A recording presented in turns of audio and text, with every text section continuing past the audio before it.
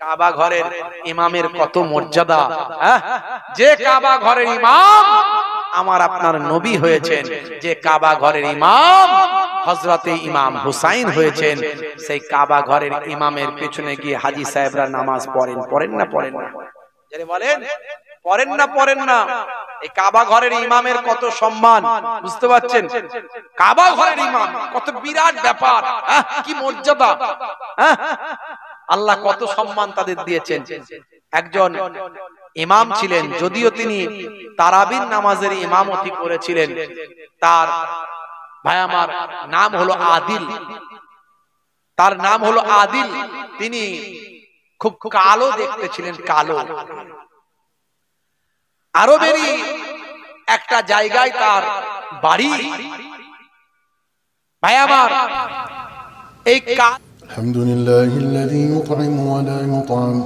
কালো একজন ব্যক্তি, তিনি বলছেন, তিনি কাবা ঘরের ইমাম হয়েছিলেন, তিনি বলছেন যে আমি কাবা ঘরের ইমাম হয়েছি মায়ের দোয়ায়। কার দোয়ায়? জোরে বলেন। মায়ের দোয়ায় কাবা ঘরের ইমাম হয়েছি। ভাইরা আমার, তরুণ যুবকেরা আমার, মুরব্বিয়ানেরা আমার, একসময় এই কাবা ঘরের তিনি ইমাম হয়েছেন মায়ের দোয়ায়। তাকে জিজ্ঞাসা করা হলো কি করে মায়ের দোয়ায় কাবা ঘরের ইমাম হলেন? তিনি বলছেন আমি বড় ছোটবেলায় ডান পিটে ছিলাম, অন্যায় করতাম। তা আমার আম্মা জান যখনই আমাকে বকাবকি করতেন, তো আমার জন্য বকে দিয়ে বকে আমার জন্য দোয়া চাইতেন, আল্লাহ যেন তোকে কাবা ঘরের ইমাম বানিয়ে দেয়। মায়ের দোয়া কবুল হয় কি হয় না? তিন শ্রেণীর দোয়া কবুল হয়। কয় শ্রেণীর দোয়া? তিন জনের দোয়া কবুল হয়। দাওয়াতুল মাজলুমে, দাওয়াতুল মুসাফিরে, দাওয়াতুল ওয়ালিদি আলা ওয়ালাদিহি। একটা হলো মাজলুম, যার উপর অত্যাচার করা হয়েছে, তার দোয়া কবুল হয়, সে যখন দোয়া চাইবে কবুল হবে। আর মুসাফির ব্যক্তির দোয়া কবুল হয়, মুসাফির যে সফরে গেছে, তার কেউ নাই, সে বিপদে পড়ে আল্লাহর কাছে দোয়া চায়, অন্তর থেকে আল্লাহ তার দোয়া কবুল করে নেয়। আর তিন নাম্বার হচ্ছে পিতামাতার দোয়া। পিতামাতার দোয়া সন্তানের জন্য কবুল হয়। ভাই আমার, এই ইমাম, তার জন্য ছোট্টবেলায় তার মা দোয়া করেছিলেন। তিনি বলছেন আমার মায়ের দোয়ায় আমি কাবা ঘরের ইমাম হয়ে গেছি। তার নাম হলো আদিল। বুঝতে পারছেন? খুব কালো তিনি দেখতে। তো তবে তিনি পার্মানেন্ট ইমাম ছিলেন না, তিনি ইমামতি করেছেন, তারাবির নামাজের ইমামতি করেছেন। যাই হোক, কাবা ঘরের ইমামতির দায়িত্ব তিনি পেয়েছেন, কিন্তু পরবর্তীকালে তার পদস্খলন হয়ে গেল। পরবর্তীকালে তিনি বিভিন্ন রকম ফতোয়া দেওয়া শুরু করলেন। পরবর্তীকালে এমনকি তিনি সিনেমার নায়ক হয়ে গেলেন। বুঝতে পারছেন? সিনেমার নায়ক, কাবা ঘরের ইমাম, অভিনেতা, অ্যাক্টর হয়ে গেলেন। এমনকি তাকে জুয়ার আসরে দেখা গেছে, জুয়া খেলা হচ্ছে, সেখানে গিয়ে তিনি জুয়া খেলার আসরে দাঁড়িয়ে গেছেন, সেখানে গিয়ে তিনি জুয়া খেলার মজলিসে গিয়ে তাদের সঙ্গে খেলছেন। এবং তাকে দেখা যাচ্ছে তিনি বিভিন্ন রকম, ভাই আমার, অ্যাড করছেন, অ্যাড। কখনো বাইক চালাচ্ছেন, হাইফাই বাইক, বিশাল বড় হাইফাই বাইক, তিনি একদম নায়ক সেজে বাইক চালাচ্ছেন। এইরকম বিভিন্ন দেখা গেছে। আরবের বড় বড় যারা ফোকাবিদ, যারা মুহাদ্দিস, মুফাসসির, যারা ফতোয়া দেন, তারা তার বিরুদ্ধে ফতোয়া জারি করে দিলেন। বুঝতে পারছেন? তিনি পথভ্রষ্ট হয়ে গেছেন বলে ফতোয়া জারি করলেন। তাহলে এর দ্বারাই বোঝা গেল কাবা শরীফের ইমামতি করার সুযোগ পেয়েছিলেন, তার এত সুন্দর ইলহান ছিল গলার, এত সুন্দর তেলাওয়াত ছিল গলার, কিন্তু তারও পতন হয়ে গেল। তাহলে অন্ধ ভক্ত আমাদের কারো হওয়া চলবে না। আজ যারা আপনি অন্ধ ভক্ত, তারও পদস্খলন হতে পারে। এই জন্য আমাদের সর্বদাই মাথায় রাখতে হবে, আমাদের সবচেয়ে বড় আমাদের পথ নির্দেশক সেটা হলো কোরআন এবং হাদিস। কোরআন এবং হাদিস অনুযায়ী যতদিন কোন আলেম, মাওলানা, হুজুর চলবে, ততদিন তার কথা মানব। যখন সেই হুজুর আলেম মাওলানা বক্তা কোরআন এবং হাদিস অনুযায়ী চলবে না, তার থেকে সরে আসতে হবে। কথা ঠিক না ভুল? এটা তার জ্বলন্ত প্রমাণ আপনাদের কাছে কথার মাঝখানে দিয়ে দিলাম। ভাইরা আমার, তরুণ না যুবকেরা আমার, মুরব্বিয়ানেরা আমার, যাই হোক, সেই কাবা ঘরের ইমাম হয়েছিলেন আল্লাহর নবীর কলিজার টুকরা নওয়াসায়ে রাসূল হযরত ইমাম হুসাইন রাদিয়াল্লাহু তাআলা। হে তরুণ যুবকেরা, হে আমার বন্ধুরা, হে আমার মুরব্বিয়ানেরা, শুনে রেখেন দিন বাবা, ওদিকে কুফা নগরী থেকে বারবার চিঠি আসছে, হুজুর ইমাম হুসাইন আপনি কুফায় আসুন, আপনার হাতে হাত দিয়ে আমরা বায়াত হতে চাই, আপনাকে আমরা খলিফা বলে মানতে চাই, আমরা জালিম এজিদকে খলিফা বলে মানি না, আপনি কুফায় আসুন। হে তরুণ যুবকেরা, একটা দুটো নয়, কয়েকশো চিঠি এভাবে আসতে থাকে। বিভিন্ন কিতাবের মধ্যে বিভিন্ন ঘটনা বর্ণনা করা হয়েছে। হে তরুণ যুবকেরা, ভাই আমার, হে আমার মুরব্বিয়ানেরা আমার, শুনে রেখে দেন, জেনে রেখে দেন বন্ধুরা আমার, মুরব্বিয়ানেরা আমার, এইভাবে বারবার যখন চিঠি আসে, হে তরুণ যুবকেরা, সেই সময় মক্কা শরীফের বড় বড় সাহাবায়ে কেরামেরা তাদের সঙ্গে ইমাম হুসাইন হুজুর আলোচনা করলেন। ইমাম হুসাইন তাদের সঙ্গে পরামর্শ করলেন, আমি কুফায় আমাকে দাওয়াত দিয়ে ডাকা হচ্ছে, তারা আমার কাছে খলিফা হতে চায়, তারা নানা জানের দ্বীন ইসলামকে আমার কাছ থেকে শিখতে চায়, তারা আমি নানা জানের দ্বীন ইসলাম তাদেরকে যেভাবে প্রচার করব তারা সেটা গ্রহণ করতে চায়। এজিদের কাছে তারা বায়াত হতে চায় না, এজিদকে স্বীকৃতি দিতে চায় না, তারা আমাকে স্বীকৃতি দিতে চায়। আমি কি তাদের কাছে যাব? ভাই আমার, মক্কা শরীফের সাহাবায়ে কেরামেরা বলতে লাগলেন, বড় বড় সাহাবায়ে কেরামেরা বলতে লাগলেন, যাবেন না, যাবেন না, না না যাবেন না, কুফার মানুষদের বিশ্বাস করা যায় না, কুফার মানুষরা তারা আপনার আব্বাজান হযরতে আলী মুর্তজা কারামাল্লাহু ওয়াজহুকে তারা শহীদ করেছে, যাবেন না।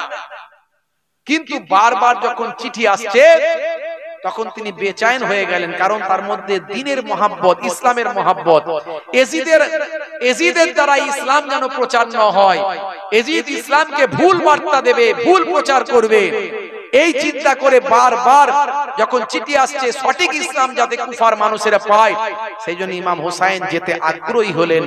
তখন অন্যান্য সাহাবায়ে কেরামরা বললেন, যদি আপনাকে যেতেই হয় তাহলে আপনি তার আগে আপনার পক্ষ থেকে কাউকে পাঠান, কাউকে আপনার পক্ষ থেকে পাঠান, তিনি গিয়ে কুফার অবস্থাটা দেখুন, তারপরে তিনি যদি বলেন তখন যাবেন। ইমাম হুসাইন রাদিয়াল্লাহু তাআলা আনহু তার চাচাতো ভাই মুসলিম বিন আকিল রাদিয়াল্লাহু তাআলা আনহুকে তিনি কুফায় পাঠালেন, যাও কুফায় যাও, কুফার অবস্থা কি দেখো, তারা সত্যি কি আমাকে ভালোবাসে, তারা সত্যি কি আমার কাছে বায়াত হতে চায়, তারা সত্যি কি আমার কাছ থেকে আমাকে খলিফা বলে মনে করতে চায়, যাও গিয়ে খবর নাও। ইমাম মুসলিম বিন আকিল রাদিয়াল্লাহু তাআলা আনহু তার ছোট্ট দুটো নাবালক বাচ্চা ইমাম মুহাম্মদ আর ইমাম ইব্রাহিম, এই দুইজনকে নিয়ে চলে গেলেন কুফায়। কুফায় গিয়ে যখন পৌঁছালেন, কুফার মানুষেরা ভাবলো ইমাম হুসাইন রাদিয়াল্লাহু তাআলা আনহু এসেছেন, তখন তারা তাকবীর দিতে লাগলো, ইমাম হুসাইন হুজুরের নামে স্লোগান দিতে লাগলো, তাকবীর দিতে লাগলো। মুসলিম রাদিয়াল্লাহু তাআলা আনহু তিনি সেই সময় কুফার বিখ্যাত জামে মসজিদে দাঁড়িয়ে বললেন, আমি ইমাম হুসাইন নয়, আমি হলাম ইমাম হুসাইন রাদিয়াল্লাহু তাআলা আনহুর চাচাতো ভাই, আমি ইমাম মুসলিম, উনি আমাকে পাঠিয়েছেন, ওনার পক্ষ থেকে আমি এসেছি। যারা ইমাম হুসাইন রাদিয়াল্লাহু তাআলা আনহুকে যারা খলিফা বলে মানতে চাও, ইমাম হুসাইন রাদিয়াল্লাহু তাআলা আনহুকে যারা স্বীকৃতি দিতে চাও, তারা আমার হাতে বায়াত হয়ে যাও। এই কথা বলার পরে কয়েকদিনের মধ্যে 40,000 মানুষ ইমাম মুসলিম রাদিয়াল্লাহু তাআলা আনহুর হাতে হাত দিয়ে বায়াত গ্রহণ করলো হযরত ইমাম হুসাইন রাদিয়াল্লাহু তাআলা আনহুর কাছে। এই খবরটা ছড়িয়ে গেল দামেস্ক পর্যন্ত, দামেস্কে খবর হয়ে গেল এজিদের কাছে। এজিদ তাড়াতাড়ি আর দেরি না করে কুফা হাতছাড়া হয়ে যাচ্ছে। হে তরুণ যুবকেরা, এজিদ আর সময় দেরি করলো না। সেই সময় এজিদ মনে করলো কুফা হাতছাড়া হয়ে যাচ্ছে, কুফার মানুষ সব ইমাম হুসাইনকে খলিফা বলে মেনে নেবে, আমাকে তারা অস্বীকার করবে, আর দেরি করা যাবে না। একজন জালেম গভর্নর কুফায় নিযুক্ত করল, তার নাম হলো ওবাইদুল্লাহ বিন জিয়াদ। এই ওবাইদুল্লাহ বিন জিয়াদকে কুফার গভর্নর করে পাঠিয়ে দিল, তাড়াতাড়ি চলে যাও, কুফায় চলে যাও, আর কুফার মানুষদেরকে সব ফিরিয়ে আমার হাতে বায়াত করো, তোমার হাতে বায়াত করো, তার মানে তারা যেন আমার হাতে বায়াত হয়। হে তরুণ যুবকেরা, হে আমার বন্ধুরা, এমন সময় দেখতে পাওয়া যায় ভাই আমার ওবাইদুল্লাহ বিন জিয়াদ চলে গেল কুফার। কুফাতে গিয়ে হাজির হলো, আরাবিয়ান ড্রেস পরে পৌঁছে গেল, একেবারে পা পর্যন্ত জুব্বা পরে, মাথায় পাগড়ি দিয়ে, হাতে আসা লাঠি নিয়ে ভাই আমার কুফার মসজিদে মাগরিবের সময় পৌঁছে গেল। মসজিদে মেম্বারে উঠে দাঁড়িয়ে গেল, দাঁড়িয়ে গিয়ে বলে, হে মসজিদের মুসল্লিরা, শোনো শোনো, তোমাদেরকে কাল সকাল পর্যন্ত সময় দিচ্ছি, তোমরা ইমাম হুসাইনের হাতে বায়াত হওয়ার জন্য ইমাম মুসলিমের হাতে বায়াত হয়েছে। শোনো, আমি ইয়াজিদের পক্ষ থেকে গভর্নর হয়ে নিযুক্ত হয়েছি। তোমরা জানো ইয়াজিদের ক্ষমতা, ইয়াজিদ এখন খলিফা হয়েছেন, তোমরা জানো। যদি তোমরা এখনি কাল সকালের মধ্যে যদি তোমরা এই ইমাম মুসলিমের হাত থেকে বায়াত উইথড্র করে বায়াত ফিরিয়ে নিয়ে আমার হাতে ইয়াজিদের পক্ষ থেকে বায়াত না হও, তাহলে এই কুফাতে রক্তের বন্যা বইবে। এই একটা মাত্র মারাত্মক থ্রেট দিল, ডোজ দিল। কুফার মানুষগুলো মাত্র 24 ঘন্টার মধ্যে সব ঘুরে গেল। যারা সব ইমাম মুসলিম হুজুরের কাছে বায়াত হয়েছিল 40,000 মানুষ, সব বায়াত ত্যাগ করে দিয়ে সব ওবাইদুল্লাহ বিন জিয়াদের হাতে বায়াত হয়ে গেল। বলুন না নাউযুবিল্লাহ মিন যালিক। এই হলো মুনাফিক। এই মুনাফিক মুসলমানদের মধ্যে আছে না নাই? জোরে বলেন। ঈমানের ব্যাপারে মুনাফিকি করবেন না, ঈমানের ব্যাপারে মুনাফিকি করবেন না। এমনি জায়গায় যদি মুনাফিকি করেন, মিথ্যা কথা বলেন, তার জন্য গুনাহ হবে, কিন্তু ঈমানের ব্যাপারে যদি মুনাফিকি করেন, আপনার ঈমানটা চলে যেতে পারে। বুঝতে পারছেন ভাইরা আমার, তরুণ যুবকেরা আমার? এমন সময় পরিবেশ খারাপ হয়ে গেল। ইতিমধ্যে হযরত ইমাম মুসলিম রাদিয়াল্লাহু তাআলা আনহু চিঠি পাঠিয়ে দিয়েছিলেন ভাই আমার মক্কা শরীফে। ভাই ইমাম হুসাইন রাদিয়াল্লাহু তাআলা আনহু আমার প্রাণের ভাই, ও নবী বংশের উজ্জ্বল নক্ষত্র, ও আহলে বায়াতের উজ্জ্বল নক্ষত্র, কুফার অবস্থা ভালো, আপনি চলে আসুন, আমার হাতে 40,000 মানুষ আপনার পক্ষ থেকে বায়াত হয়েছে। এই বলে চিঠি পাঠিয়ে দিয়েছিলেন। সেই চিঠি মক্কা শরীফে পৌঁছাতে শুরু করেছে। এদিকে ঘটনা অন্যরকম ঘটে গেছে। পরে যখন এই ঘটনা ঘটল, আবার একটা চিঠি লিখে পাঠালেন, আসবেন না আসবেন না, কুফার মানুষেরা মুনাফিক, কুফার মানুষেরা বদলে গিয়েছে, কুফার মানুষেরা ওবাইদুল্লাহ বিন জিয়াদের হাতে ইয়াজিদের পক্ষ থেকে বায়াত হয়েছে। তাড়াতাড়ি আমার চিঠি পাওয়ার পরে আর আপনি আসবেন না। এই চিঠি যখন নিয়ে গেল, আগের চিঠিটা চলে গেল, পরের চিঠিটা যখন যাচ্ছে, ইয়াজিদের লোকেরা ধরে ফেলল। সেই চিঠি নিয়ে এসে চিঠি প্রেরককেও হত্যা করল, শহীদ করে দিল। আর এই চিঠিটা ইমাম হুসাইন হুজুরের কাছে পৌঁছালো না। ঘটনা বিরাট লম্বা ঘটনা, আমি একদম বাদ দিয়ে শর্টকাট করে করছি, ছোট করে, আর একদম 10-15 মিনিটের মধ্যে শেষ করে দেবো। ভাইরা আমার, কষ্ট হচ্ছে আপনাদের, বুঝতে পারছি। পুরো লম্বা ঘটনা শোনার মতো সময় নাই, রাত হয়ে গেছে, আর সময় আমাদের 2 থেকে 2.5 ঘন্টা মিনিমাম সময় লাগে, সে সময় আপনাদের নাই, দেওয়া যাবে না সময়। শেষ করব। ভাইরা আমার, তরুণ যুবকেরা আমার, এমন সময় দেখতে পাওয়া যায় হযরতে ইমাম মুসলিম রাদিয়াল্লাহু তাআলা আনহু তিনি আত্মগোপন করলেন। ওদিকে ইমাম হুসাইন রাদিয়াল্লাহু তাআলা আনহু ইমাম মুসলিম হুজুরের আগের চিঠিটা পেয়ে মক্কাবাসীকে দেখালেন, দেখো কুফায় আমাকে আমার হাতে বায়াত হওয়ার জন্য 40,000 মানুষ আমার ভাইয়ের হাতে বায়াত হয়ে গেছে, তারা আমাকে খলিফা বলে মানে। তখন ইমাম হুসাইন রাদিয়াল্লাহু তাআলা আনহু 72 জন সঙ্গী সাথী, আহাল পরিবার বর্গ, 40 জন পুরুষ, 32 জন মহিলা, সঙ্গে বাচ্চা কাচ্চা সব নিয়ে পরিবার নিয়ে কুফার দিকে যাচ্ছেন। কুফায় যুদ্ধ করতে নয়, কুফার মানুষকে হেদায়েত করতে, ওয়াজ করতে, সেখানে থাকতে, সেখানকার মানুষকে দ্বীনের প্রচার করতে যাচ্ছেন। ওদিকে পরের চিঠিটা আর তিনি পেলেন না, ওদিকে কুফার অবস্থা বদলে গেল। ভাইরা আমার, ইমাম মুসলিম রাদিয়াল্লাহু তাআলা আনহুকে খোঁজাখুঁজি শুরু হয়ে গেল। কোথায় আছে ইমাম মুসলিম? ইমাম মুসলিম রাদিয়াল্লাহু তাআলা আনহুকে আল্লাহর নবীর একজন প্রবীণ সাহাবী ছিলেন, তার নাম হলো হযরতে হানি রাদিয়াল্লাহু তাআলা আনহু। তার বাড়িতে তিনি আত্মগোপন করলেন। আর দুটো নাবালক সন্তান হযরতে ইমাম মুহাম্মদ, ইমাম ইব্রাহিম, তাদেরকে অন্যের বাড়িতে আত্মগোপন করার জন্য রেখে দিলেন। কঠিন পরিস্থিতি, চারিদিকে সব উবাইদুল্লাহ বিন জিয়াদের লোক ঘুরে বেড়াচ্ছে, সৈন্য ঘুরে বেড়াচ্ছে। খোঁজা হচ্ছে মাত্র কজনকে? একজনকে, তিনি হলেন ইমাম মুসলিমকে খুঁজে বের করার চেষ্টা হচ্ছে। হে তরুণ যুবকেরা, হে আমার বন্ধুরা, শুনে রেখে দিন বাবা, চারিদিকে খুঁজে খুঁজে খুঁজে পাওয়া যায় না। সেই সময় ভাই আমার দোস্ত আমার, কত পুরস্কার ঘোষণা করা হয়, সেই পুরস্কারে তো পুরস্কার ঘোষণা করার পরেও তারপরেও খুঁজে পাওয়া যায় না। হে যুবকেরা শুনে রেখে দেন, এমন সময় উবাইদুল্লাহ বিন জিয়াদ, তার একজন গোলাম ছিল, চাকর ছিল, সেই চাকরকে বলল, তোমাকে আমি আজাদ করে দেব, মুক্ত করে দেব, অনেক পুরস্কার দেব যদি তুমি ইমাম মুসলিমের সন্ধান করতে পারো। সেই সময় সেই চাকরটি ইসলামিক ড্রেস পরে ফেলল, জুব্বা পরল, নামাজি পরেশগার খোদাভীরু, তাসবিহ হাতে নিয়ে, দাড়ি টুপি মাথায় দিয়ে, ভাই আমার হাতে আসা লাঠি নিয়ে কুফার মসজিদে মাগরিবের সময় বসে গেল। মাগরিবের সময় হে তরুণ যুবকেরা, সকলেই নামাজ পড়ে চলে গেল, আর সেই ব্যক্তি বসে রইল। দেখে একজন বুজুর্গ মানুষ মসজিদে বসে বসে তাসবিহ পড়ছে। হে তরুণ যুবকেরা, তার তাসবিহ পড়া শেষ হওয়ার পরে তাকে গিয়ে সালাম কালাম মুসাফা করে বলে, আমি শাম থেকে এসেছি, এখানে ইমাম হুসাইন হুজুরের হাতে বায়াত হওয়ার জন্য, তাকে কিছু নজরানা দেব, তোহফা দেব, তার সঙ্গে দোয়া নেব, এই জন্য আমি এসেছি। কিন্তু তিনি তো আসেননি, তার ভাই এসেছেন। ইমাম মুসলিম, পরিবেশটা খারাপ হয়ে গেছে, বড় জালেমদের জুলুম চলছে, কিন্তু আমি বড় অসহায়। আমি ইমাম মুসলিমের সঙ্গে যদি একবার দেখা করতে পারতাম, আমার জানটা ঠান্ডা হতো, আমি তার হাতে ইমাম হুসাইনের পক্ষ থেকে বায়াত হতাম, আর তাকে কিছু নজরানা দিয়ে আবার শামে ফিরে যেতাম। এইভাবে মিথ্যার আশ্রয় নিয়ে ওই বুজুর্গ মানুষটার কাছ থেকে আল্লাহর নবীর সাহাবী তার কাছ থেকে জেনে নিলেন। জেনে নিয়ে তার বাড়ির খবর নিয়ে নিলেন, নিয়ে উবাইদুল্লাহ বিন জিয়াদকে বলে দিলেন। উবাইদুল্লাহ বিন জিয়াদকে বলে দিল ওই জালেম।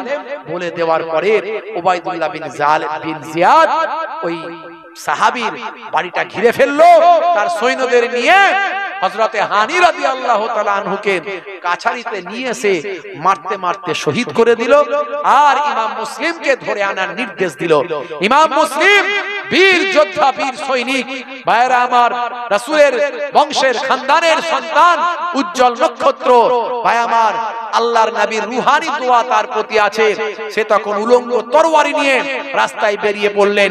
শহীদ তো হতে হবে, সামনে থাকো, এগিয়ে এসো, ইসলামের জন্য, দ্বীনের জন্য যদি শহীদ হই, কালেমার জন্য, নবীর দ্বীনকে রক্ষা করার জন্য, ইসলামকে হেফাজতের জন্য যদি শহীদ হয়ে যায়, আল্লাহর দরবারে আমার এই শাহাদাতটা আল্লাহর দরবারে অনেক মর্যাদা সম্পন্ন হয়ে যাবে। বেরিয়ে এসো, কার ক্ষমতা আছে। ইমাম মুসলিম রাদিয়াল্লাহু তাআলা আনহু ময়দানে নেমে গেলেন। জালেমরা ঘিরে ফেললো, তীর চালাচ্ছে, তিনি ঢাল দিয়ে রক্ষা করছেন। তলোয়ার চালাতে আসে, তার তলোয়ারের আঘাতে তারা কচুকাটা হয়ে যায়। এইভাবে বহু মানুষ তারা কচুকাটা হয়ে গেল, জালেমরা সব ধ্বংস হয়ে গেল।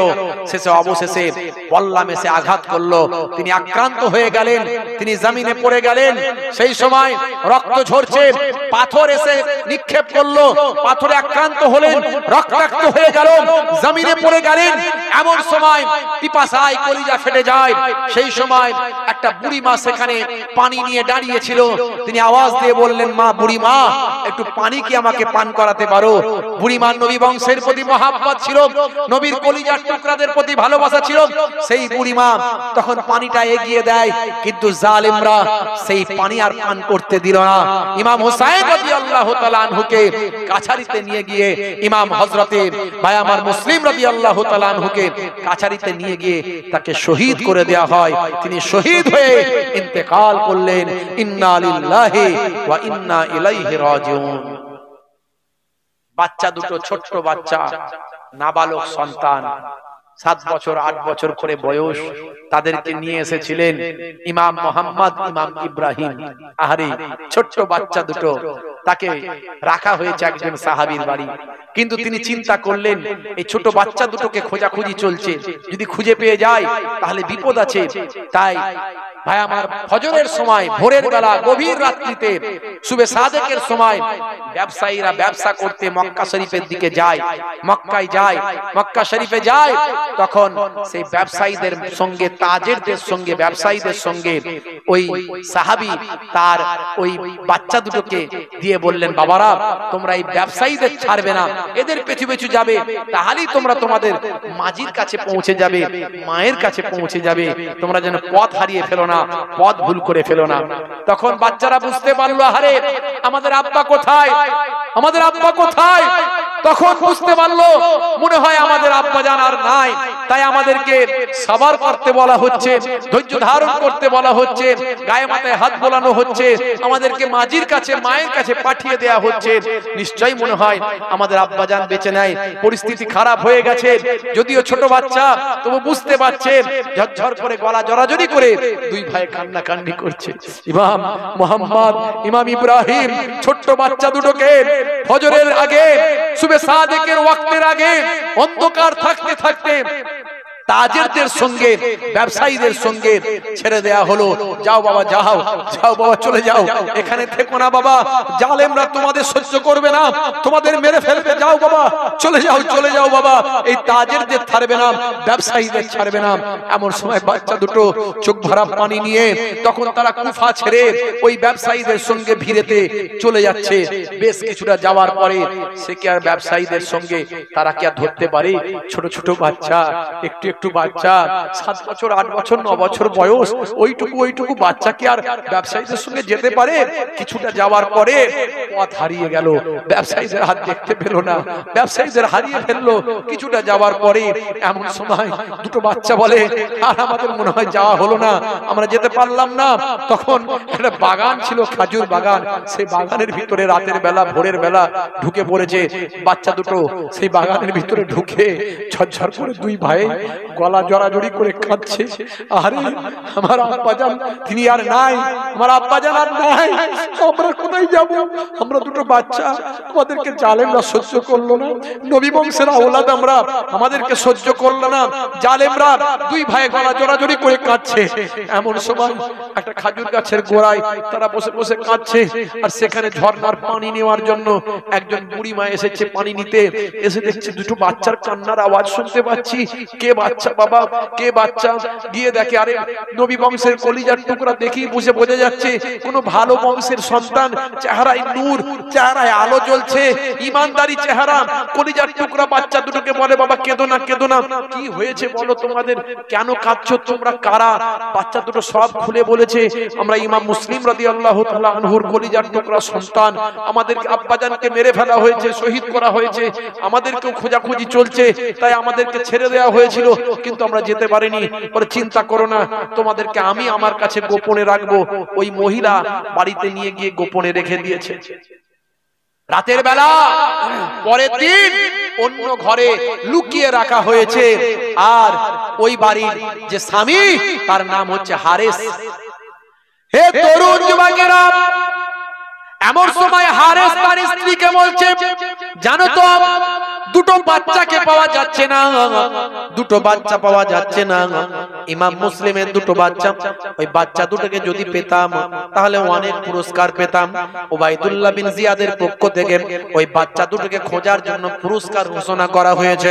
হে তরুণ যুবকেরা, হে আমার মুরব্বিয়ানেরা, হারেসের স্ত্রী মনে মনে ভাবলো, সর্বনাশ, তাহলে এই জালেম মনে হয় ওই সন্ধানে আছে।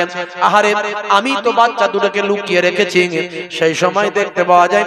ভাইরা আমার, গভীর রাত হয়ে গিয়েছে। সেই সময় হঠাৎ করে বাচ্চা দুটো ঘুমিয়েছিল পাশের ঘরে গোপনে লুকিয়ে। হঠাৎ করে একজন স্বপ্ন দেখেছে, স্বপ্নে দেখে উঠে পড়েছে, ছোট ভাইকে অন্য ভাইকে তুলছে, ভাই ওঠো, ভাই মোহাম্মদ ওঠো। কি ভাই, কা কি হয়েছে? বলে এখনই স্বপ্ন দেখলাম যে আল্লাহর জান্নাতের ভিতরে আমরা প্রবেশ করেছি। আল্লাহর জান্নাতের ভিতরে প্রবেশ করেছি, একটা সিংহাসনে একটা চেয়ারে বসে আছেন আখিরি জামানার পয়গম্বর, জগতের শেষ নবী। আর একটা চেয়ারে বসে আছেন আম্মা জান ফাতেমা জোহরা রাদিয়াল্লাহু তাআলা আনহা। আর একটা চেয়ারে বসে আছেন শেরে খোদা আলী মুর্তজা কারামাল্লাহু ওয়াজহুহু। আর একটা চেয়ারে বসে আছেন হযরত ইমাম হাসান রাদিয়াল্লাহু তাআলা আনহু।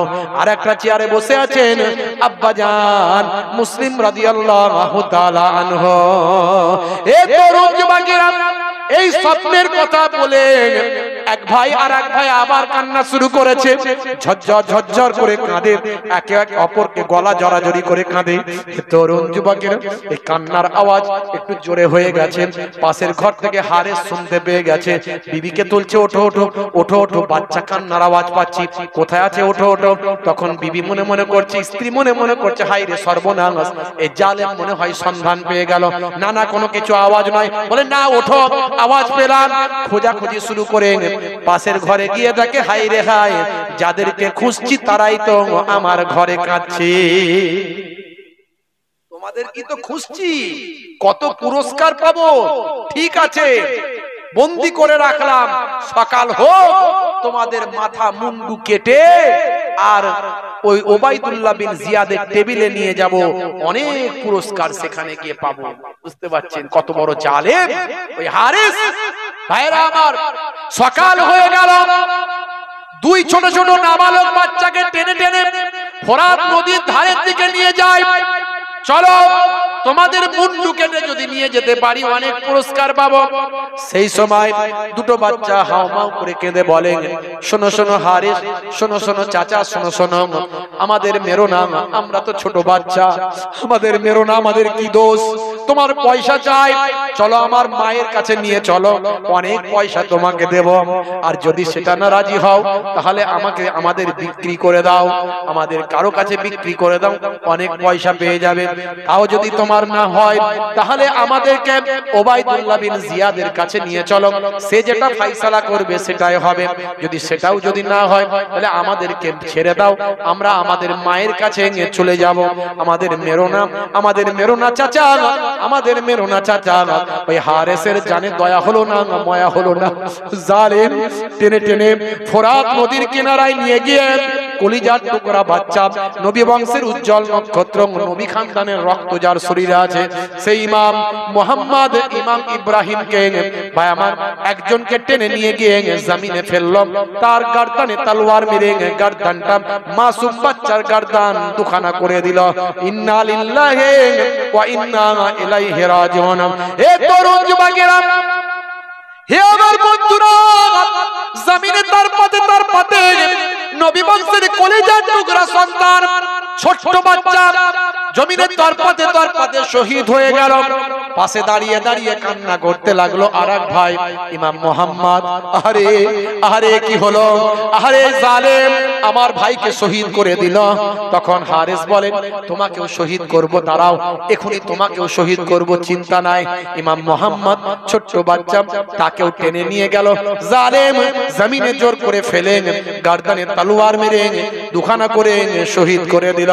দুনিয়ার জমিন ছেড়ে ছোট্ট বাচ্চা দুটো আল্লাহর জান্নাতি হয়ে গেল। ভাইরা আমার, তরুণ যুবকেরা আমার, মুন্ডুগুলো, কাটা মুন্ডুগুলোকে নিয়ে ওবাইদুল্লাহ বিন জিয়াদের টেবিলে গিয়ে রাখলো। ওবাইদুল্লাহ বিন জিয়াদ বলল, হতভাগা হারিস, তোদের তো বন্দী করার নির্দেশ ছিল, এই বাচ্চাদের, নবী বংশের বাচ্চাদের শহীদ করার কথা বলা হয়নি, তুই এত বড় অন্যায় কাজ করেছিস, আমি কি জবাব দেবো ইয়াজিদের কাছে? বন্দী করার কথা ছিল, শহীদ করার কথা তো বলা হয়নি। আল্লাহর নবীর একজন সাহাবী সেখানে ভাই আমার মওজুদ ছিল, উপস্থিত ছিল। সে রাগে গুসায় কাঁপছিলেন, নিরুপায় বাধ্য হয়ে মানতে হচ্ছে, কিন্তু রাগে গুসায় কাঁপছিল। সেই সময় ওবাইদুল্লাহ বিন জিয়াদ সেই সাহাবীকে বললেন, আপনি তো নবী বংশকে অনেক ভালোবাসেন, ইমাম হুসাইনদের অনেক ভালোবাসেন, তাহলে এই জালেম যে এই মাসুম বাচ্চাদের উপর এত বড় জুলুম করেছে, এর শাস্তি আপনার উপর ছেড়ে দিলাম, তখন আপনি যা খুশি করুন। তখন ওই সাহাবী ওই হারিসকে টেনে নিয়ে আবার সেই ফোরাত নদীর ধারে গেল, গিয়ে সেখানে হারিসকে হাতে পায়ে বেঁধে তার গর্দানকে দুটুকরো করে সমুদ্রে ফেলে দিল। এমন সময় ভাই আমার তার হাত কেটে নিয়েছিল, পা কেটে অঙ্গ ছেদ করে তাকে সমুদ্রে ফেলে দিল। সেই সময় সমুদ্রের পানি হারিসকে গ্রহণ করলো না, হারিসকে সমুদ্রের পানির ঢেউ উতলে উতলে জমিনে ঠেলে দিল। এমন সময় জমিনে ভাই আমার দাফন করে দেয়া হলো, জমিনে গেড়ে দেয়া হলো, কিন্তু জমিন থেকেও যেন তুলে দিচ্ছে, জমিনেও গ্রহণ করছে না, এত বড় জালেমের লাশ জমিন গ্রহণ করছে না। শেষে ওই জালেমকে আগুন জ্বালিয়ে পুড়িয়ে দেয়া হলো। বলুন সুবহানাল্লাহ। ভাইরা আমার, তরুণ যুবকেরা আমার, মুরব্বিয়ানেরা আমার, ওদিকে ইমাম হুসাইন রাদিয়াল্লাহু তাআলা আনহু ৭২ জন সঙ্গী নিয়ে কুফার দিকে আস্তে আস্তে কুফার ২ মঞ্জিল আগে যে জায়গাটায় পৌঁছালেন, সেই জায়গাটার নাম হলো কারবালা।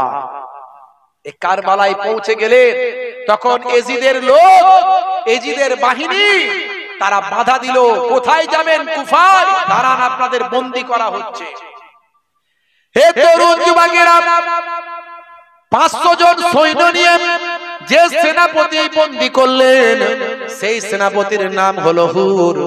এই হুর ছিলেন নবী বংশের একজন নবী খানদানের মহাব্বতের মানুষ। হুর ছিল এজিদের সেনাপতি, কিন্তু নবী খানদানকে ভালোবাসত।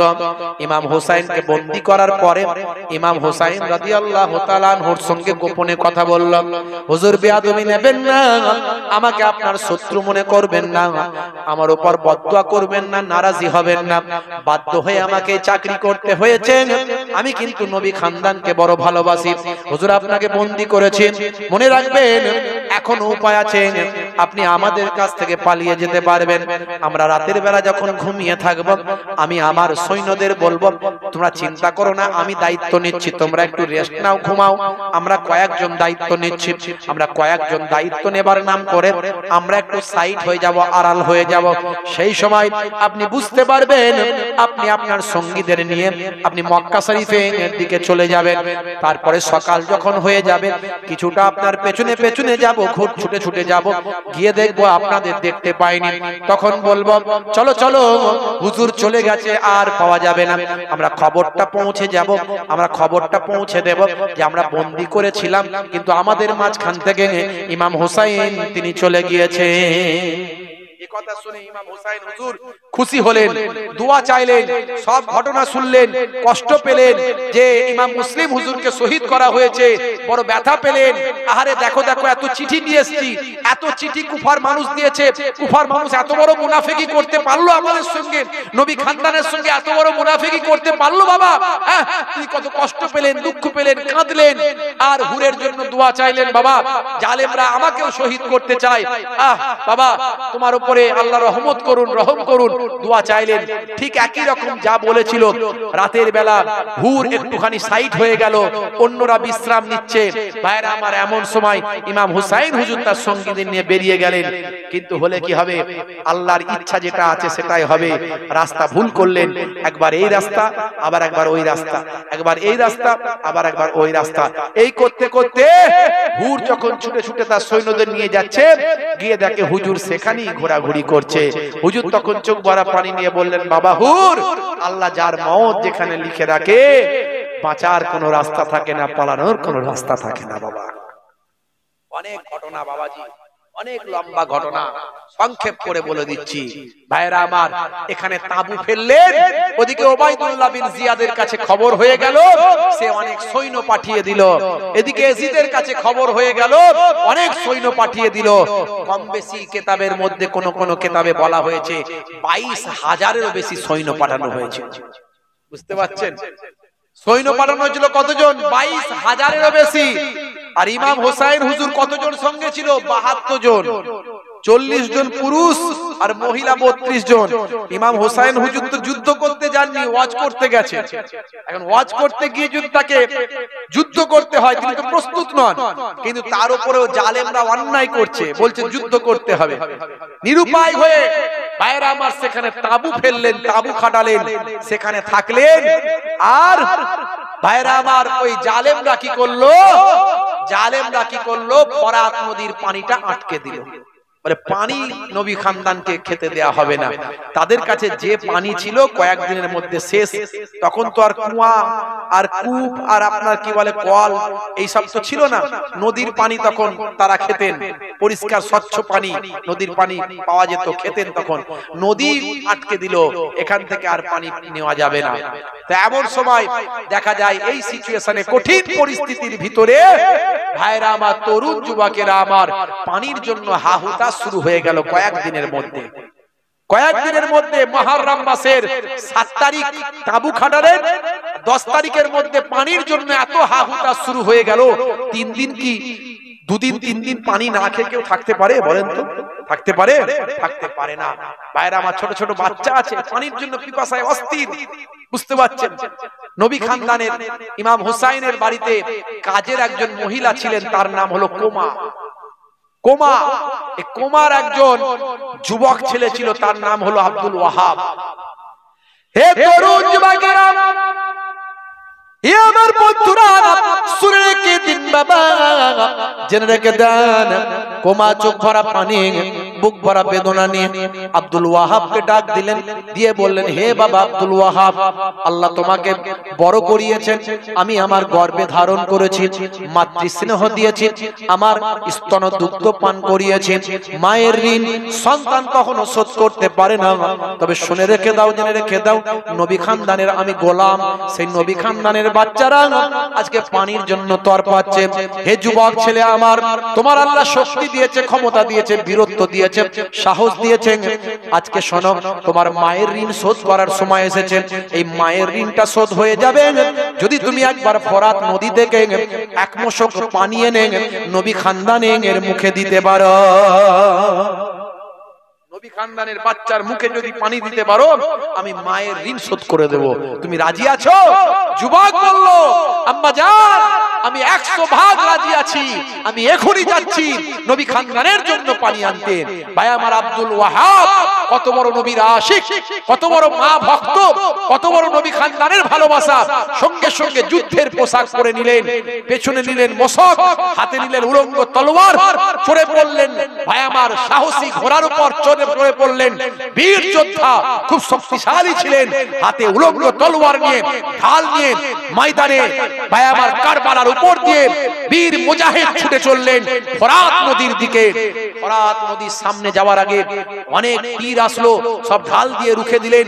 অনেকে তলোয়ার চালানোর চেষ্টা করলো, কাছে এসে নিজের দক্ষতার সঙ্গে এমন তলোয়ার চালালেন, সব কাটাকে কচু কাটা করে রাস্তা পরিষ্কার করে ফেললেন। সোজা গিয়ে একেবারে নেমে পড়লেন ভাই আমার ফরাত নদীতে। মশক ভর্তি করে পানি নিলেন, নিয়ে একবারে দ্রুত গতিতে, বিদ্যুৎ গতিতে খিমার দিকে, আপনার তাবুর দিকে এগোতে লাগলেন।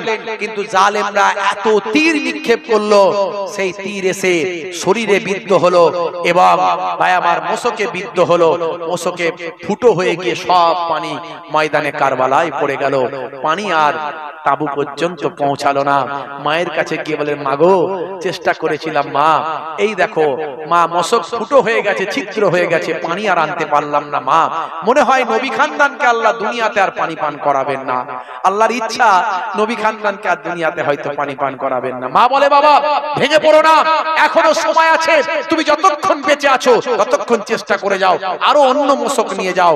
ভাই আমার, আহত অবস্থায় বীর মুজাহিদ, বীর যোদ্ধা হযরতে ভাই আমার আব্দুল ওয়াহাব, নবী খানদানের ভক্ত, নবী খানদানের আশিক, ভাই আমার উজ্জ্বল নক্ষত্র, ভাই আমার নবীর ভালোবাসাকে বুকে নিয়ে, ইমাম হুসাইনের আদর্শ মোহাব্বতকে বুকে নিয়ে আবার ময়দানে কারবালার উপর দিয়ে ছুটছেন। ভাই আমার ছুটতে ছুটতে ভাই আমার আবার চলে গেলেন ফোরাত নদীতে, আবার নেমে পড়লেন, আবার পানি নিলেন, আবার মসকে পানি নিয়ে আবার এগিয়ে আসছেন। বিভিন্ন ভাবে চারিদিক থেকে তীর বললাম, চারিদিক থেকে আঘাত আসতে লাগলো। ভাই আমার শরীরে এসে বিদ্ধ হলো। ময়দানে কারবালাতে শহীদ হয়ে গেলেন। তরপাতে তরপাতে কালেমা পড়ে শাহাদাতের পেয়ালায় পানি পান করে জান্নাতবাসী হয়ে গেলেন। ইন্না লিল্লাহি ওয়া ইন্না ইলাইহি রাজিউন। যে ময়দানে কারবালার উপর দিয়ে যায় সেই শহীদ হয়ে যায়, কেউ বাঁচে না। নবী খানদানের উজ্জ্বল নক্ষত্র কলিজার টুকরা সন্তানরা তারা পর্যন্ত যায়। হযরত ইমাম কাসিম রাদিয়াল্লাহু তাআলা আনহু, আলী আকবর রাদিয়াল্লাহু তাআলা আনহু সবাই শহীদ হয়ে যাচ্ছেন, কেউ বাঁচছেন না। আহারে ভাইরা আমার, কেউ নাই। 9 তারিখ মানে এই যে আজকের রাতটা কেটে গিয়ে আগামী কাল রাত 9 তারিখ। হে তরুণ যুবকেরা, হে আমার বন্ধুরা, হে আমার মুরব্বিয়ানিরা, শুনে রেখে দিন বাবা, মুহররম মাসের 9 তারিখ রাতের বেলা সকলে বসে আছেন। হযরত ইমাম হুসাইন রাদিয়াল্লাহু তাআলা আনহু সেই সময় তার সঙ্গীদের বললেন, শুনে রেখে দাও, জেনে রেখে দাও, তোমাদের সঙ্গে এজিদের দলের কোনো শত্রুতা নাই। এজিদের শত্রুতা আছে আমার সঙ্গে। এজিদ আমাকে ভয় পায়, আমি যদি খলিফা হয়ে যাই এই চিন্তায় সে আমাকে মেরে ফেলতে চায়, এই চিন্তায় সে আমাকে হত্যা করতে চায়। তাই শত্রুতা আমার সঙ্গে, তোমাদের সঙ্গে নাই। আজকে শুনে রেখে দাও, জেনে রেখে দাও, তোমরা সকলেই চলে যাও। আমি লাইটটা বন্ধ করে দিচ্ছি, তামুর ভিতরে মশাল বন্ধ করে দিচ্ছি। আমার সামনে থেকে চলে যেতে তোমাদের চোখে লাগবে, খারাপ লাগবে, তোমাদের কষ্ট হবে। তাই অন্ধকারের ভিতরে তোমরা চলে যাও। আমি মশাল জ্বালিয়ে দেখবো কেউ নাই, আমি একা ময়দানে যাব, আমার সঙ্গে যুদ্ধ হবে। আমাকে শহীদ করলে ওরা খুশি হয়ে যাবে, তোমরা অন্তত বেঁচে যাবে। আমি চাই না আমার জন্য তোমাদেরও জীবন চলে যাক। আমি মশালটা বন্ধ করে দিই, তাহলে অন্ধকারের ভিতরে তোমাদের চলে যেতে অসুবিধা হবে না, কারণ তোমরা আমার চোখের সামনে থেকে যেতে পারবে না, তোমরা হয়তো চলে যেতে কষ্ট পাবে। তাই আমি মশালটা, আলোটা বন্ধ করে দিচ্ছি। ভাইরা আমার, ইমাম হুসাইন রাদিয়াল্লাহু তাআলা আনহু আলোটা বন্ধ করে দিলেন। কিছু সময় নিস্তব্ধ হয়ে গেল, পরিবেশ স্তব্ধ হয়ে গেল। কিছু সময় পর যখন আবার মশাল জ্বালালেন, জ্বালিয়ে দেখেন যে যেখানে ছিলেন সে সেখানে আছেন, কেউ ইমাম হুসাইনকে ছেড়ে পালিয়ে যান না। এই হলো ঈমানি শক্তি। ঈমান যাবে না, জীবন যাবে, ঈমান যাবে না। আজকে মুসলমানদের ঈমানি শক্তি অনেক কমে গেছে।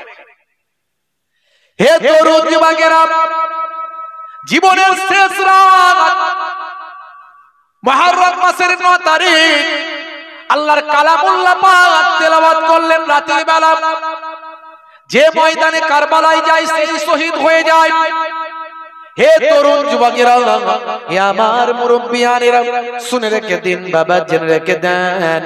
হে মুসলমান, একটু লক্ষ্য করুন, রাতের বেলা এমন সময় আল্লাহর কালামুল্লাহ পাক তেলাওয়াত করলেন, নিজে তেলাওয়াত করলেন, স্ত্রী তেলাওয়াত করলেন, বাকিরাও তেলাওয়াত করলেন। হে তরুণ যুবকেরা, এমন সময় আল্লাহর কালামুল্লাহ পাক তেলাওয়াত করলেন, নামাজ ইবাদত বন্দেগী করলেন। ভাই আমার, চোখটা একটু আর হয়েছেন, চোখটা লেগে গেছে, একটু ঠেস দিয়েছেন, চোখটা লেগে গেছে। সেই সময় হঠাৎ করে তিনি স্বপ্ন দেখতে লাগলেন। ইমাম হুসাইন রাদিয়াল্লাহু তাআলা আনহু স্বপ্ন থেকে উঠলেন, চোখ খুললেন, স্ত্রীকে বললেন, ও আমার প্রিয়তমা স্ত্রী, শোনো, আজকের রাতটা আমার শেষ রাত। আগামীকাল হয়তো আমি আর দুনিয়াতে থাকবো না। কারণ শোনো, আজকে আমি সেই স্বপ্ন দেখলাম যে স্বপ্ন আমার বড় ভাই জীবনের শেষ রাত্রিতে দেখেছিলেন। আমি আজকে দেখলাম আল্লাহর জান্নাতে প্রবেশ করেছি। একটা চেয়ারে বসে আছেন নানা জান, আখিরি জামানার পয়গম্বর, জগতের শেষ নবী নানা জান, আখিরি জামানার পয়গম্বর নানা জান বসে আছেন। আর একটা চেয়ারে বসে আছেন আম্মা জান, আর একটা চেয়ারে বসে আছেন আব্বা জান, আর একটা চেয়ারে বসে আছেন বড় ভাই জান। নানা জান ডাকছেন, ভাই হোসেন, ভাই হোসেন, আর কতদিন দুনিয়ায় থাকবে? চলে এসো, চলে এসো, আল্লাহর জান্নাতে চলে এসো। নানা নাতি একসঙ্গে আল্লাহর জান্নাতে আরামে বস। বসবাস করি। তবে মনে রাখবে ভাই হোসেন, তুমি আসার পরে দুনিয়ার জমিনে তোমার উপর অনেক মুসিবত চলবে, নাশাবারি করবে না, ধৈর্যহারা হয়ে যাবে না, কারণ তোমাদের দেখিয়ে কাল কিয়ামতের দিনে আমি আমার কোটি কোটি গুনাহগার উম্মতীদের নাজাত করাতে পারবো। হে তরুণ যুবকেরা, ফজরের আযান হলো, হুজুরের তাবুতে ফজরের আযান হলো, হুজুর ফজরের নামাজ পড়লেন। হে যুবকেরা, এজিদ বাহিনীর তাবুতেও ফজরের আযান হলো, তারাও নামাজ পড়লো, তাদের মুখেও দাঁড়িয়ে আছে, হুজুরের মুখেও দাঁড়িয়ে আছে, তারাও নামাজ পড়ে, হুজুর নামাজ পড়ে, তারাও তেলাওয়াত করে, হুজুরের তেলাওয়াত করে। তাদের দলেও আলেম হাফেজ আছে, হুজুরের দলেতেও আলেম হাফেজ ছিল। হে তরুণ যুবকেরা, কিন্তু তফাৎটা অনেক বিশাল, তফাৎটা অনেক বিরাট। এদের মধ্যে নবী প্রেম ছিল, আর এজিদের দলের মধ্যে নবী প্রেম ছিল না। আমাদের সমাজের মধ্যেও দাড়িওয়ালা টুপিওয়ালা নামাজি আছে, কিন্তু নবী প্রেম নাই। ওগুলো এজিদের দলের মানুষ, যাদের মধ্যে নবী প্রেম থাকবে না, ওলি প্রেম থাকবে না। এক শ্রেণীর বক্তা, এক শ্রেণীর মানুষ আপনারা দেখতে পাবেন সমাজে, বুঝতে পারছেন? কোরআন পড়ে, তেলাওয়াত করে, নামাজ পড়ে, সব করে, নবী প্রেম যদি না থাকে ও এজিদের দলের মানুষ হয়ে যাবে, হুসাইনের দলের হবে না। হে তরুণ যুবকেরা, শুক্রবার 10ই মুহররম, বন্ধুরা আমার, তরুণ যুবকেরা আমার, স্ত্রী বলছেন, হে আমার প্রিয়তম স্বামী, পানির পিপাসায় অস্থির হয়ে যাচ্ছে, শত্রুতা আপনার সঙ্গে, ছোট 2.5 বছরের আলী আসগার, অন্তত তার জন্য একটু তো ব্যবস্থা করুন। আপনার সঙ্গে শত্রুতা, কিন্তু আলী আসগার ছোট্ট বাচ্চা, নবী খানদানের বাচ্চা, সেই বাচ্চাটাকে একবার অন্তত ময়দানে কারবালায় গিয়ে জালেমদের একবার দেখান। জালেমদের যদি দয়া হয়, একটু যদি পানি দেয়। শত্রুতা আপনার সঙ্গে, বাচ্চাটার সঙ্গে তো শত্রুতা নাই। কয়েকদিন ধরে আমি পানি পান করি না, মাতৃদুগ্ধ শুষ্ক হয়ে গেছে, বাচ্চাকে আর পানি খাওয়ানোর মতো কিছু নাই, বাচ্চাকে দুগ্ধ দিলেও দুগ্ধ দেওয়ার মতো কিছু নাই, বাচ্চার কাছে ভাই আমার মুখে পানি নাই, বাচ্চার পিপাসায় কলিজা ফেটে যাচ্ছে বাচ্চার। হে তরুণ যুবকেরা, ইমাম হুসাইন রাদিয়াল্লাহু তাআলা আনহু বললেন, আমি ভিক্ষা চাইতে পারবো না। নবী খানদান কখনো কারো কাছে ভিক্ষা চাইতে পারে না, নবী খানদানের জন্য ভিক্ষা চাওয়া নিষেধ। ইমাম হুসাইন রাদিয়াল্লাহু তাআলা আনহুর প্রাণের স্ত্রী বললেন, ও আমার প্রিয়তম স্বামী, আপনি পানি চাওয়া মানে ভিক্ষা চাওয়া নয়, নদীর পানি এটা তো আল্লাহর দান, জালেমরা দখল করে রেখেছে, আপনি জালেমদের কাছে চাইছেন, এটা ভিক্ষা চাওয়া নয়, যান যান যান। স্ত্রীর অনুরোধে চলে গেলেন বাচ্চাকে নিয়ে ময়দানে কারবালায়, দেখিয়ে বলেন, হে আমার নানা জানের উম্মতেরা, তোমরা তো আমার নানা জানের কালেমা পড়েছো, আমার নানা জানের কালেমা পড়েছো, আজানে আমার নানা জানের নাম নাও, নামাজে আমার নানা জানের নাম নাও। বাবা শোনো শোনো শোনো, এই আমার 2.5 বছরের শিশু বাচ্চাটাকে অন্তত একটু পানি দাও, আমার সঙ্গে তোমাদের শত্রুতা, আমাদের পানি দিতে হবে না, কিন্তু 2.5 বছরের একটা ছোট্ট বাচ্চাটাকে এক পেয়ালা যদি পানি দাও। তাহলে শোনো, তোমরা তো আমাকে চেনো, আমি সেই হুসাইন, যে হুসাইনকে নানা জান কোলে পিঠে মানুষ করেছেন, যে হুসাইনকে নানা জান চুম্বন করেছেন, যে হুসাইনকে নানা জান পিঠে চাপিয়েছেন, যে নানা জান হুসাইন, আমি সেই হুসাইন, আমি আমার নানা জান আখিরি জামানার পয়গম্বর, যাকে তোমরা নবী বলে মানো, যে নবীর কলেমা পড়ে তোমরা মুসলমান, সেই নবীর কোলে পিঠে চেপেই তো আমি বড় হয়েছি।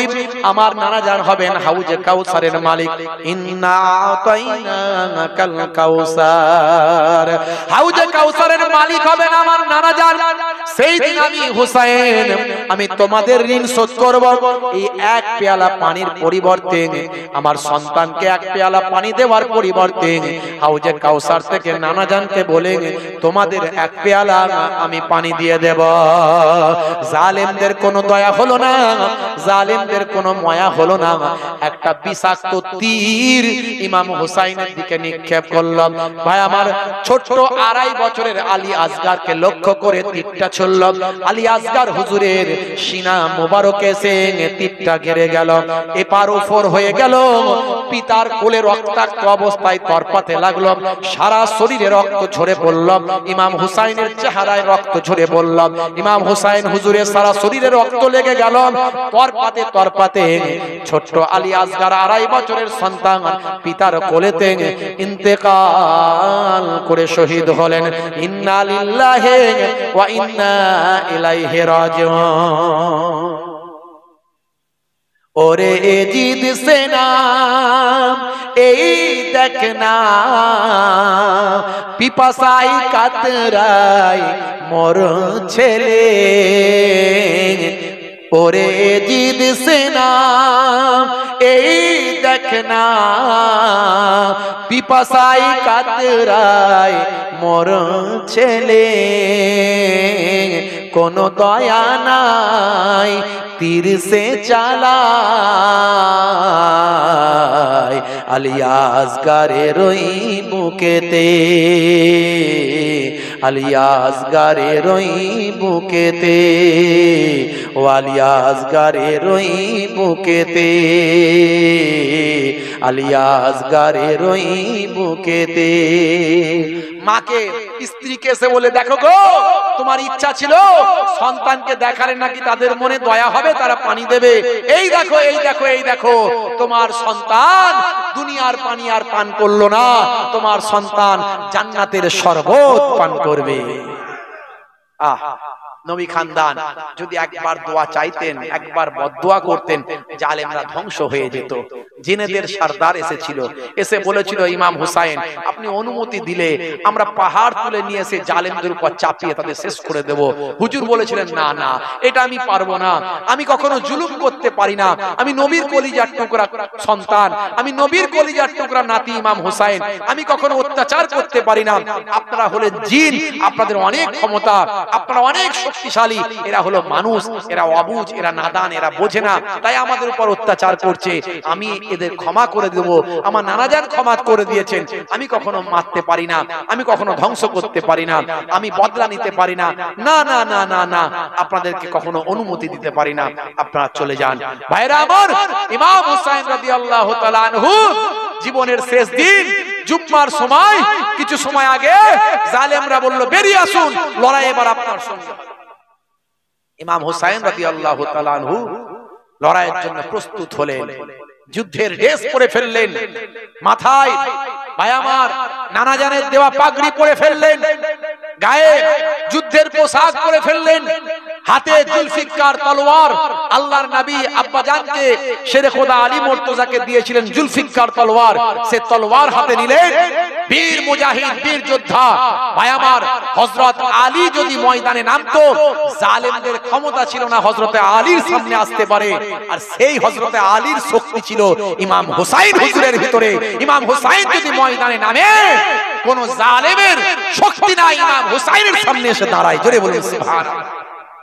ইমাম হুসাইন রাদিয়াল্লাহু তাআলা আনহু দুলদুল ঘোড়ার উপর সওয়ার হলেন, দ্রুতগামী শক্তিশালী ঘোড়ার উপর সওয়ার হলেন। ভাই আমার মশক নিলেন, হাতে তলোয়ার নিলেন, একদিকে ঢাল নিলেন, আর ময়দানে কারবালার উপর দিয়ে তুফানের গতিতে ছুটতে লাগলেন, বিদ্যুৎ গতিতে ছুটতে লাগলেন। জালেমরা দূর থেকে সব তীর চালাতে লাগলো, ভাই আমার বল্লাম ছুটতে লাগলো, সব ঢাল দিয়ে রুখে দিলেন। কেউ কেউ সামনে আসার চেষ্টা করেছিল, সব কটাকে কয়েক মুহূর্তে কচুকাটা করে দিলেন, দিয়ে সোজা চলে গেলেন একেবারে ভাই আমার ফোরাত নদীতে পানি নেওয়ার জন্য নেমে পড়লেন। ভাই আমার নেমে মশক ভর্তি করে ফেললেন, হাতে করে পানি তুললেন, পিপাসায় কলিজা বের হয়ে যায়, কয়েকদিন পানি পান করিনি, একটু পানি খাই বলে হাতে করে পানি তুললেন। যখনই পানিটা হাতে তুলছেন, তখনই পানিটা খাবেন কি মনে পড়ে যাচ্ছে সেই আলী আসগারের 2.5 বছরের ছোট্ট সন্তানটা যে পানির জন্য শহীদ হয়ে গেল, সেই আবুল কাসেমের কথা মনে পড়ে যাচ্ছে, আলী আকবরের কথা মনে পড়ে যাচ্ছে, আব্দুল ওয়াহাবের কথা মনে পড়ে যাচ্ছে।